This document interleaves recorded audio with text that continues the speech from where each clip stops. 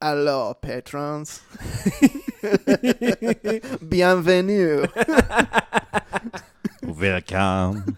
Bienvenue to this week's Patreon exclusive audio. Yeah. We didn't watch a French movie this week, but if there's a reason. I don't know. We were already talking in French anyway. Yeah. So why not? So this week we are going to be covering the results of the most recent poll. POLE. Yes. Which was which 70s disaster movie are we going to watch? And if you've been following along, we watched The Towering Inferno. Yeah. Which is what you guys voted for. Yeah. And thanks for voting for it. Yes. I'm glad that I saw it, but Yeah, I me too. was also glad when it was over. Right. I didn't know that it's 2 hours and 45 minutes long. Yeah, me neither. And so when I had the Blu-ray and I looked at the back and I was like, 165 minutes. What? Yeah. This is fucking Michael Bay Transformers long. What is this? Yeah, I think when it was over, Shauna was like, it's like we watched an actual fire. Yeah. It was based on 2 books. I was reading on this. So you know how like in the 90s, I think it was the 90s, they had Dante's Peak and Volcano came out within months of each other. Yeah. This was almost the same thing 25 years earlier. Warner Brothers bought one book. I think it's called The Tower. Yeah, The Tower, and the other one's I think called The Inferno. Glass Inferno. Yeah, or something like that. Mm-hmm. And so they were like, they got together and like, we're making the same movie. Why don't we fucking team up and like make a movie together? You can have the American money. We'll take the rest of the world, and everybody will be happy. And then it made a shitload of money, and everybody made a shitload of money. Interesting. The guy who directed it, whose name I can't remember, never really directed a lot of fucking big movies. There's an interesting thing about that. So Irwin Allen, this is his movie. Yeah. Mr. Poseidon Adventure. John Guillermin. Yeah. Jean Guillermin. Yeah, some things like King Kong Lives, Sheena. Right. What else? Which they're kind of exploitation movies. Oh, he directed the King Kong remake. Right. With Jeff Bridges. And there was also like some 50s and 60s like Tarzan movie kind of things. Yeah. Because in the credits it says action scenes. Yes. Directed by Irwin Allen. Yeah. So this is kind of a Frankenstein of a movie. Mm-hmm. But it doesn't feel that way when you're watching it. It doesn't feel like feels 2 of a people have their piece, hands in it. Yeah. It doesn't feel like it's based on 2 different stories. No, it seems cohesive. Yeah. I mean, it's got a stacked fucking cast. Yeah. Like, and it for might have 70s, a stacked cast because it's 2 books worth of characters where like one might have focused mainly on the rescue crews. The other might have been mainly on like, like the fancy ballroom people. Yeah, I didn't take the time to read either book. Fred Astaire only dances once with the woman who falls out of the elevator. Spoiler. Okay, so before we get into the movie, let's have I don't know, towering observations. Like, how's that? Okay, that's sure. I mean, you're pushing it a little, but yeah, sure. Like top level feelings. Then we'll get into the thing. One thing I felt was usually when you watch a disaster movie now, you can guess 80% of the people's fates, and then everyone else is kind of 50-50. They could die or they could live. Right. Yeah. But most people, you feel like you can call. This movie didn't give a fuck. No, it shocked me who died and how they died. And some people unceremoniously killed after being alive for most of the movie. Robert Wagner. Well, was he a movie star then? I mean, I think in so. the mid-70s? So. Okay. I think he was well established. And then, but also like Fred Astaire's date. Yeah. So just suddenly. Jennifer Jones. As you actually would in that situation. You're not going to say, hey guys, I'm going to die now. So like feel sad. Okay. But she survives so much shit, and then that elevator, she just falls right out of the elevator. Yeah. And after saving, a deaf woman and her 2 children. So like, and that is the thing to buy you karma in a modern a disaster movie. But this movie killed whoever to the point that you're going to like, you're almost sure that Steve McQueen is going to die. Right. Because he's on kind of a suicide mission anyway. Here's the thing about that. I was thinking about that. Whether Steve McQueen or Paul Newman would go. And I figured, no, they would not. Because in the 70s, they did not kill movie stars. They might have killed the third movie. They might have killed Robert Shaw. They killed Robert Vaughn in this movie. Yes. He was a fucking senator, and he fucking falls off the By building Richard and dies. Chamberlain, of all people. And you don't even really see him die. You just see him clinging to this thing. Part of a group that goes in like a skirmish. Well, yeah, and he's trying to get Richard Chamberlain. The three of them are trying to get Richard Chamberlain off the lift, right? Mm-hmm. And he's like, "Fuck you!" and he kicks them all. Right. Richard Chamberlain doing quite a fine American accent, I might add. Yeah. He's kind of like a 70s Benedict Cumberbatch. Yes. He kind of, yes. Yeah. Yeah. So, my big towering observation is this, it was like if Will Ferrell and Adam McKay decided to make a disaster movie as far as production design goes, because the production design is so stereotypically mid-70s, it's almost a parody. Like, it's like you're looking at it and you're thinking, this is what people thought super fucking contemporary hot shit would look like. And this is just absurd, you know? And it looks so outrageous that it's so done to the teeth that it looks like a joke. But of course it's not. No, it's totally played straight. Like, this movie is serious. Yeah. And the carnage in it is serious, and people die. The PG-rated carnage. And certain deaths are horrific. Well, yes, like, but bodies go flying out. But off they the more or building, less happen off screen. Like, you don't see anybody hit the ground like in K2. No, but you do see their bodies go flying out. And like in the case of the woman who died in the elevator, you see her body fall and then hit a part of the building and then She hit the down. side of the building. I forgot. Yeah, I mean, people are burned alive. There's the whole thing with Robert Wagner and his secretary, and he is like, I'm gonna go run out there, and he like throws towels on himself and then gets completely burned by the fire, engulfed in flames, and then she's choking on the flames and then gets shot out the window by the fire or something. Yeah. It's some gruesome death in this Her movie. death was particularly, I mean, his was kind of like, well, we saw that coming because you ran out there like a jackass. Right. But her, the poor thing, like sitting there choking on the smoke and then shattering the glass and fucking burning alive as she's falling to her death. That was horrifying. And you see it long enough to feel her terror. Yeah. Like, right. oh, jeez. Like, her death scene was really well done as far as, like, you want to scare the shit out of the audience. Well, here it is, you know? But anyway, so those are the big towering observations. What did we think of everything overall? I thought it was great. I had a lot. I mean, I don't know if fun's the right word. It really did keep me on the edge of, in this case, my sofa. Yeah. There was no, like, Independence Day, the dog lives. Yeah. Stuff. It was all just sheer trying to make it through it. And the moments of levity were not canned. They were the kinds of things that's like, here's a kind of a pause in the action, you know, when they're joking around with the bartender, or like not even joking around. Just and then like, the bartender gets a fucking statue through the gut. Yeah. Yeah, I know. That was tough. Yeah. You know, the poor fucking guy is handing Paul Newman the phone every 5 minutes. And for his trouble, he's rewarded with a fucking chintzy statue through the abdomen? Yeah. Come on, man. Wow. I was shocked how long it took for Steve McQueen to show up in this movie. I was like, know. he's credited with Paul Newman, and he doesn't show up until the fire. You know, he's the battalion chief. The battalion chief. So he shows up when the fire is really starting to rage, which is a good chunk of the way into the movie. It's a good hour. No joke. At it least is a 45 slow minutes. burn. Yeah. And it but from the point that Robert Wagner dies to the point at the end, it feels like ages. Yeah. It's so long. It's All such told. a long movie. All told, Robert Wagner was actually barely in it, I know. Yeah. relatively speaking. Yeah.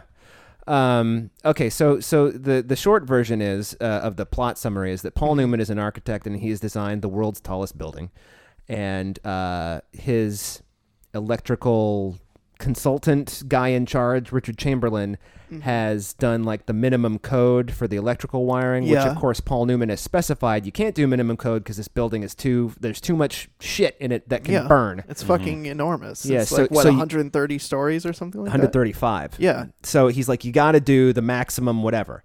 And so, and this is all backstory you find out. that? Right. His Richard Chamberlain's father-in-law is William Holden, who is like the building supervisor. I don't know, construction supervisor. Yeah, he's the builder. He's the money. He's the Yeah. guy that's kind of making Paul Newman's plans come to exactly. fruition. So they cut some corners to like make the budget, and the faulty wiring what is it? A terminal, not a terminal, like a box, right, in the a machine fuse room box explodes in the fire. fuse box, and it lands on like a box of Kleenex, but it happens there's a bunch of fucking toxic chemicals in there. Because, of course, it's the 70s. It's a closet filled with oil-soaked rags, spray paint cans, and kerosene, all within close proximity of each other. Yeah. And they show this room multiple times, which makes me think they had one on every floor. Because, like, this is the first place that the fire, like, really originates, and then they show it later, and it's still not fully engulfed in flames. So I'm like, so they have multiple rooms? Because clearly this room would be fully on fire with this combination of flammable because everything items. is flammable and explosive.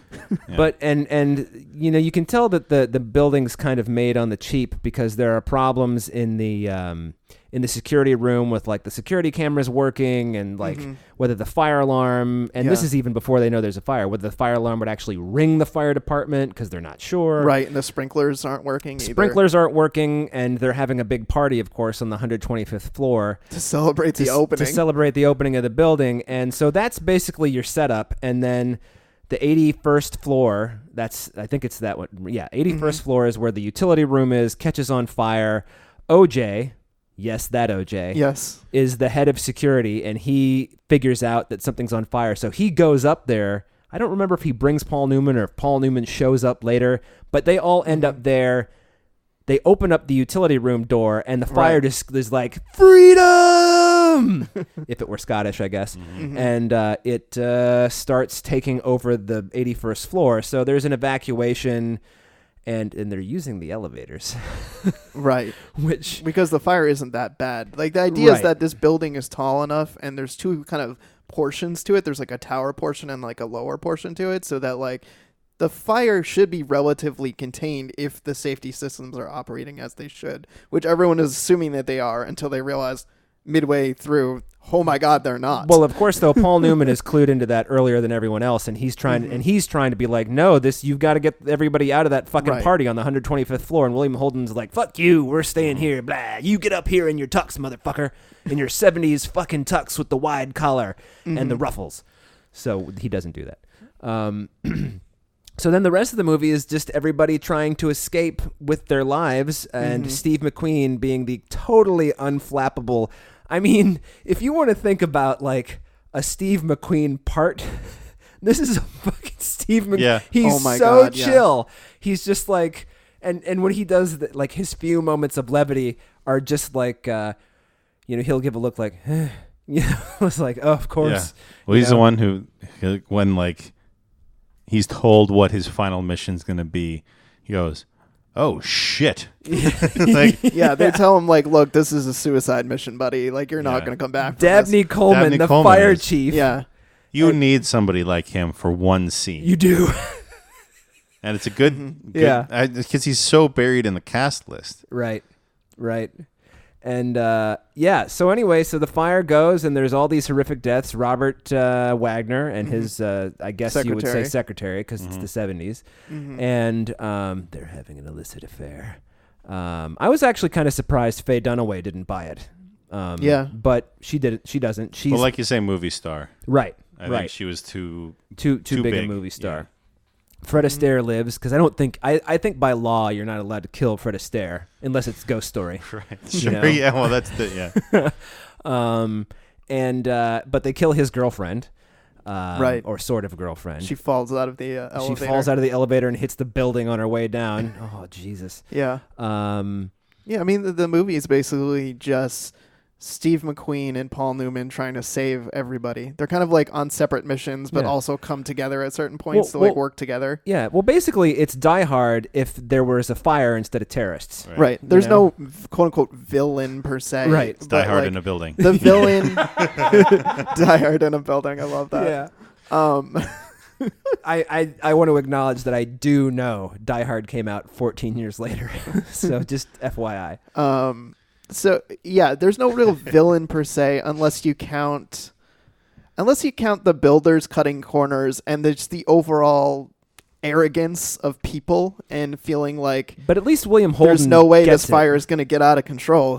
We thought ahead. Yeah, there's like panic causes a couple problems that shouldn't have been. Yeah, all those people pile into that elevator and they're like, don't use that elevator, you'll get off on the floor with the fire, and then it opens and they all just burn alive. The elevator and the helicopter. Yeah. The helicopter crash. The helicopter, too. right. Yeah. I forgot about that. Here's a question on that. Was it the wind that blew the helicopter, or was it the people rushing out on the roof? I think it was the wind. The people rushing caused a move that I think he wasn't planning, and the wind amplified it and knocked him into the top of the building. So combination, because I was kind of confused as I was watching. I was like, is it the people who ran out in front of the helicopter, or is it the wind? Yeah, he couldn't make a safe landing. Right, so they he were had to basically veer on out the of landing way, pad, yeah. And then the wind blew that maneuver into something more intense. Because there is a plot thread that the wind velocity is too high for a helicopter to land safely on the roof and just collect everybody. And then the velocity dies down, and so they're like, okay, we're going to send up the helicopter, and these two boneheads come fucking running out of there, even though they got assigned numbers that they took from the fucking snifter. Yeah. Right. But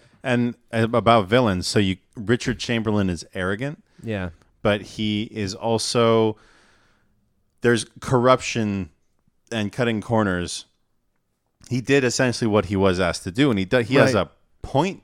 Now, granted, he's slimy.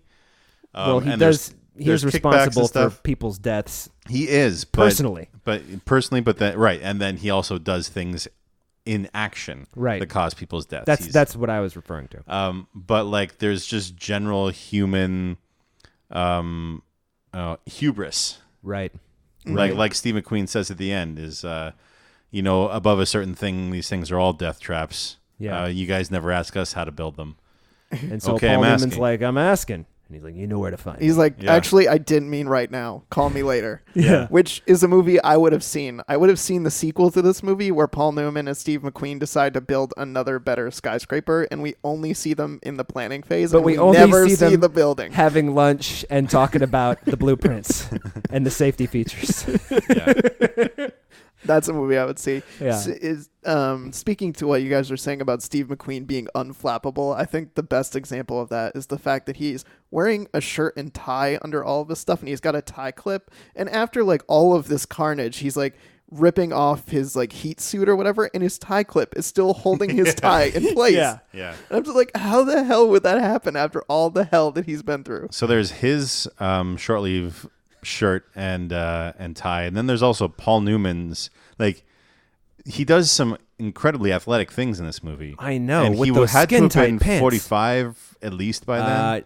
Let me see, 74. He would have been almost 50. He was born in 1925. And he's doing these things. Now, there's at least one stunt shot. You can tell when he's like doing, but even that was pretty impressive. Yeah. Like, but the things of him climbing around, it's like, that's a tall order for a man of his age. There was definitely some stuff where it would have been impossible the way they shot it to have a stuntman do it and not give it away. Yeah. So the pants and shirt he was wearing was like he he showed up for an action scene.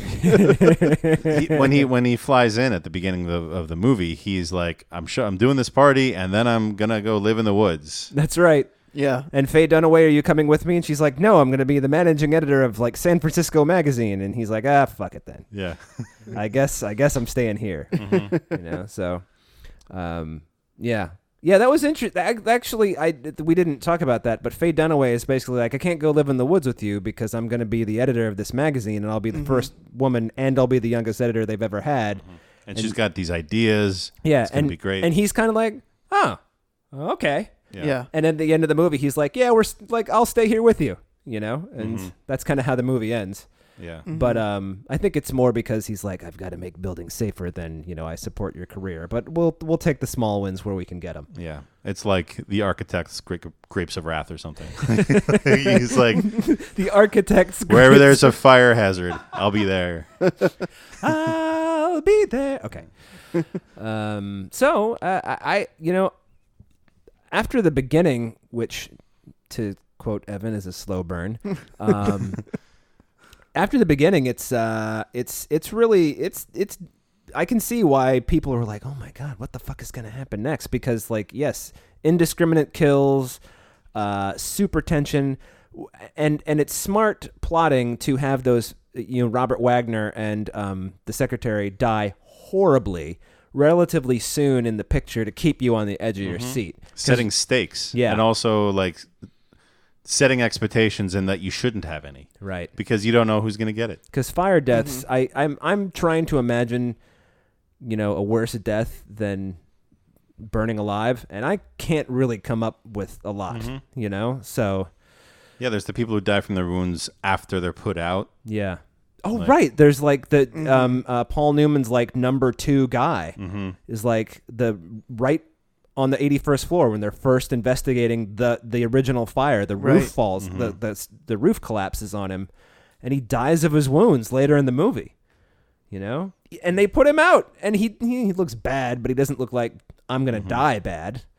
So. Yikes. And the scenes where people are running on fire. So I watched a couple of the special features. Dave was kind enough to buy us all the Blu-ray. Thank you. Thank you, Dave. And so there were like scene by scene commentary moments with special effects and stunt coordinators today, going back and looking at it. And there are some things that's like, yeah, we wouldn't have done that these days. But pointing out somebody wearing like a fake head and a mask, I didn't notice that in the moment. Neither did I. Now, watching this scene back, I was like scrutinizing how it was done, and then I could see it. But when you're just watching the movie, a crystal clear Blu-ray, restoration, you couldn't see the special effect. Yeah, that's pretty remarkable, especially for a movie of its era. Yeah, where this technology it was all practical. There was no fake flames. If you're setting someone on fire, you're fucking setting them on fire like Motley Crue did in the early 80s. I'd be watching a thing being like, I know that's a miniature. Yeah. But goddamn. Yeah. Like how? Yeah. Well, it's, the people fucking knew what they were doing, man. Yeah. And they probably did, like, because it's, hazard.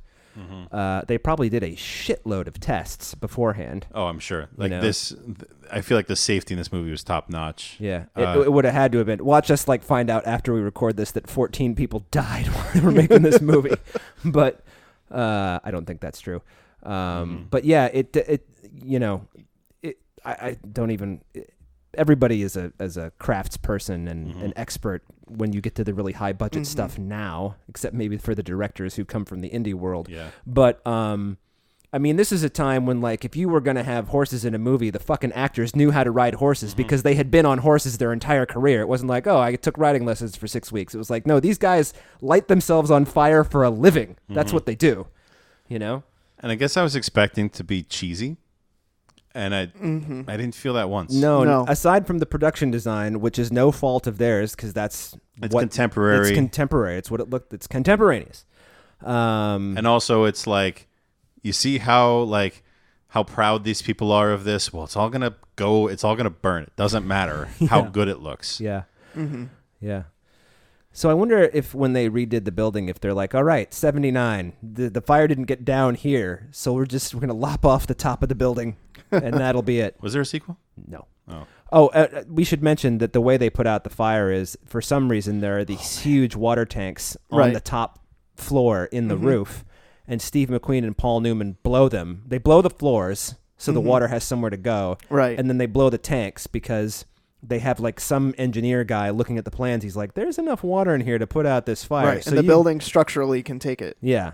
So, but it can't take 15 minutes more of what's going on now. So you got to do it now. Right. And so Steve McQueen and Paul Newman go up there and are pretty sure they're going to die. And they set the charges. They go down to the 125th floor where the party is. They strap themselves. Everybody ties themselves to a wall or a post or whatever. Everything blows up. Most of them live. Yeah. Some people get washed out of the building. Some people get washed out. But, it's a nail biter there. I like the way Steve McQueen kind of stands up and is just like, whew. Yeah. When he gets up and he kind of looks at the carnage, and you can tell he's just like, man, this is going to be quite a cleanup for somebody. Yeah. Every time he has to rally, he just wipes his eyes and gets up and does it. Yeah. Yeah. So anyway, it was fun. I don't know that I ever have to see it again, but it was definitely worth it. It was worth taking it in, and just seeing it and experiencing it for sure. I would see it on a big screen. Oh, I would go do might. that. Yeah. Well, cool. Anything else to say? I don't think so. No.